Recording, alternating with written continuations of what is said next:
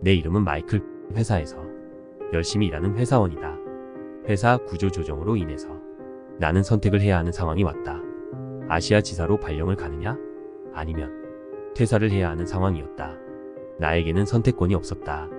긍정적으로 생각을 하고 아시아 지사로 파견을 가기로 결정을 했다. 해외로 와서 일하는 것이 무조건 나쁘지는 않았다. 급여는 기존의 회사에서 일하는 것보다 더 많이 벌게 되었고 물가는 저렴해서 소비도 부담이 없었다. 하지만 반대로 아시아에서 일하는데 어려움들이 있었다. 제일 힘든 점은 음식이 적응이 되지 않았다. 그리고 계속된 더운 날씨도 적응이 되지는 않았다. 회사에서는 너무 많은 일들이 있어서 집안을 정리하고 챙기기 힘들었다. 그래도 위안이 되던 것은 밖에서 일하지 않고 시원한 에어컨에서 일하는 것은 축복이었다. 시간이 갈수록 더 바빠졌고 기존에 불편하다고 생각한 것은 나에게 큰 스트레스로 다가왔다. 나는 가정부를 뽑기로 결정을 했다. 가정부 업체에 문의를 했고 나의 조건을 전달을 했다. 나는 우리나라 음식을 할 줄 알고 집에서 거주를 해주면서 청소를 할 수 있는 사람을 원했다. 그리고 평소에 말을 걸지 않을 사람을 뽑아서 보내달라고 말했다. 업체에서는 빠르면 하루 늦으면 일주일 정도 걸릴 거라고 답변을 받았다. 늦은 새벽 퇴근하는 길에 숙소 앞에는 여성 한 명이 있었다. 역시 아시아는 빠르구나 라는 생각을 했다. 나는 손으로 집으로 들어오라고 손짓을 했다.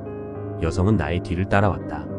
회사에서도 하루 종일 말하고 지시를 해서 그런지 너무 힘들었다. 나는 여성에게 요리를 해달라고 했고 재료는 냉장고 안에 있다고 했다. 여자는 나를 쳐다봤지만 말은 하지 않았다. 난 신경 쓰지 않고 샤워를 했다. 샤워를 하고 나오니 음식이 차려져 있었다. 나에게 말을 걸지 않고 내가 지시한 대로 행동하는 가정부는 괜찮다는 생각이 들었다. 오랜만에 먹어보는 맛있는 식사였다. 말도 걸지 않고 내가 스트레스까지 받았던 음식까지 한 번에 해결되었다. 그리고 말을 걸지 않아서 너무 좋았다. 나는 맛있게 식사를 했고 여성에게 빈방에서 자면 된다고 말해주었다.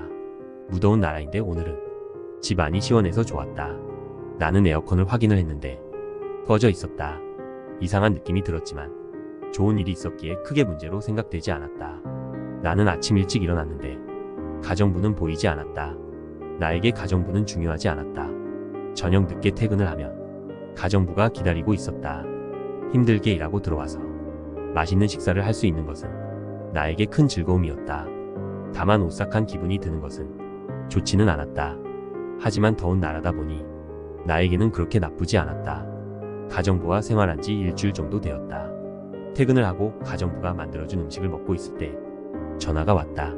안녕하세요. 늦은 시간에 죄송합니다. 말씀하신 조건의 사람을 겨우 찾았네요.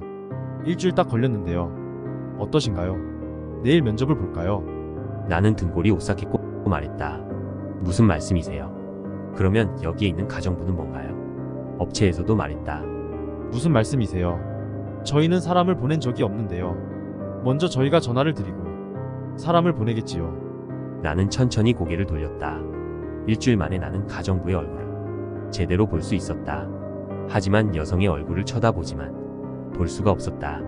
눈, 코, 입이 없었지만 나를 쳐다보고 있다는 것은 알 수가 있었다.